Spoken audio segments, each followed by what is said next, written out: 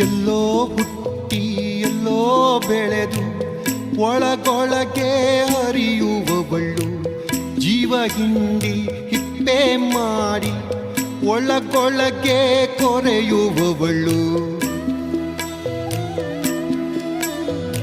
ಎಲ್ಲೋ ಹುಟ್ಟಿ ಎಲ್ಲೋ ಬೆಳೆದು ಒಳಗೊಳಗೆ ಹರಿಯುವವಳು, ಜೀವ ಹಿಂಡಿ ಹಿಪ್ಪೆ ಮಾಡಿ ಒಳಗೊಳಗೆ ಕೊರೆಯುವವಳು. ಸದಾ